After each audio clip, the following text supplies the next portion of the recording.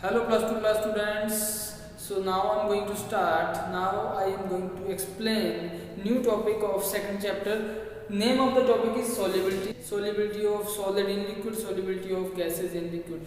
Solubility of solid in liquid and solubility of gases in liquid. Both topic I am going to cover today. The first is solubility of solids in liquid. जो solid है उनके liquid में solubility के बारे में मैं discuss करूंगा बच्चों। लिक्विड मान लो हमारे पास मान लो है वाटर और सॉलिड हमारे पास मान लो सॉल्ट या फिर sugar. You can take both salt as well as sugar. Suppose हमने 5 ग्राम सॉल्ट डाला किसमें, लिक्विड में। कौन सा लिक्विड, वाटर। कितने ग्राम है, 200 ग्राम। 200 ग्राम हमारे पास वाटर है, इसमें हमने कितना डाला सॉल्ट, 5 ग्राम डाला। मान लो जी घुल गया, चलो जी घुल गया। फिर 5 ग्राम हमने और डाला, वो भी घुल गया। फिर हमने 5 ग्राम और डाला, वो भी घुल गया। ऐसे करते करते मान लो हमने 30 ग्राम डाल दिया, 30 का 30 ग्राम उसमें घुल गया। सपोज आफ्टर 30 ग्राम आपने 200 ग्राम पानी लिया, 200 ग्राम पानी लिया, उसमें आपने कितने ग्राम डाला बच्चे, सपोज 30 ग्राम आपने सॉल्ट डाल दिया या 30 ग्राम आपने शुगर डाल दी और वो घुल गई। लेकिन उसके बाद जब आप थोड़ा सा भी और नमक डालोगे या थोड़ी सी भी और शक्कर डालोगे तो वो मान लो नहीं घुली। 30 ग्राम के बाद मान लो जो और आपने सल्यूट डाला, नमक डाला, चीनी डाली, जो भी आपने एज ए सल्यूट लिया है तो वो नहीं घुला। कितना घुला मैक्सिमम, मान लो 30 ग्राम। 30 ग्राम के ज्यादा उसका घुलना बंद हो गया, डिसॉल्व होना बंद हो गया।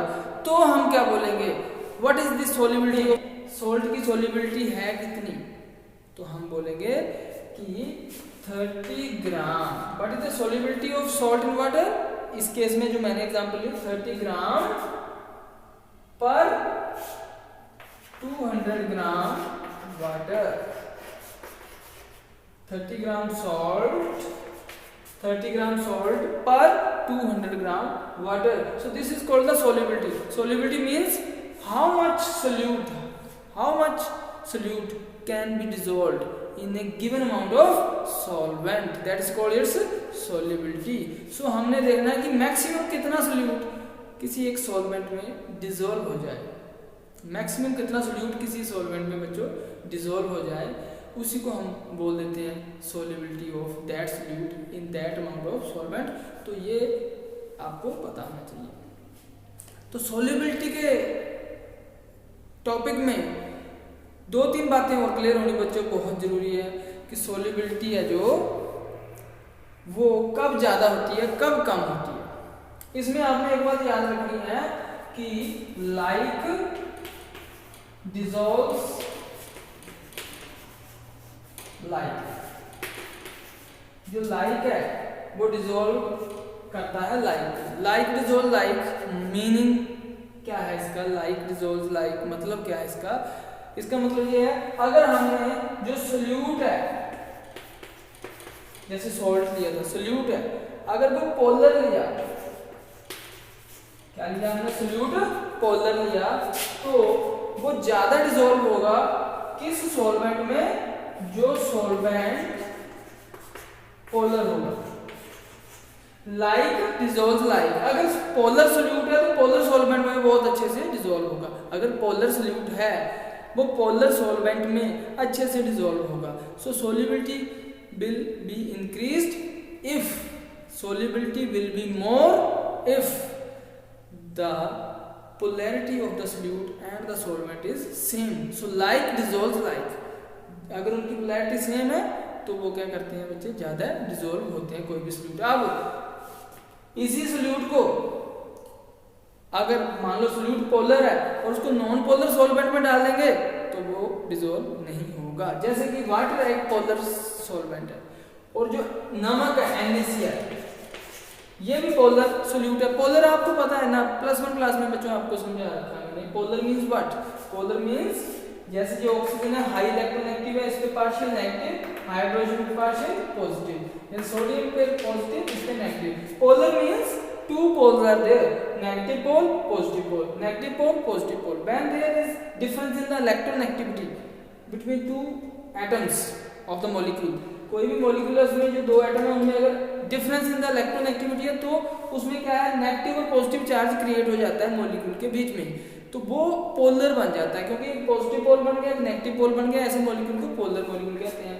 अगर हम इसकी जगह पे ये बोले H2, ये नॉन पोलर है, C6H6 ये करीब करीब नॉन पोलर है, क्योंकि हाइड्रोजन और कार्बन की जो इलेक्ट्रोनेगेटिविटी है इसमें इतना ज़्यादा डिफरेंस नहीं है। सो मैं आपको बोलता हूँ कि जैसे नमक है, ये पोलर सोल्यूट है, इसको हमने पानी भी क्या है, पोलर सॉल्वेंट है, पोलर को पोलर में डाला तो ज़्यादा डिसॉल्व होता है, सोल्युबिलिटी ज़्यादा होती है। लेकिन अगर इस पोलर को किसी नॉन पोलर मान लो बेंजीन में, एंथ्रासीन में डाल दोगे आप तो वो उतनी ज़्यादा उसकी सोल्युबिलिटी नहीं होगी। तो एक तो ये बात है। दूसरी बात बच्चों क्या है, effect of temperature on solubility. Effect of temperature on solubility. Temperature का क्या है, देखो बच्चों ये जो सोल्यूशन बनता है किससे मिलके बनता है, solute plus solvent is equal to solution. तो आपको ये पता होना चाहिए जो सोल्यूशन बनता है वो मिलके किससे बनता है, solute plus solvent is equal to solution, और ये रिवर्सिबल होता है। अगर सोल्यूट सॉल्वेंट मिलके सोल्यूशन बनाते हैं तो सोल्यूशन टूट के सोल्यूट सॉल्वेंट भी बनता है। ये रिवर्सिबल प्रोसेस होता है, ये आगे भी जा सकता है पीछे भी आ सकता है।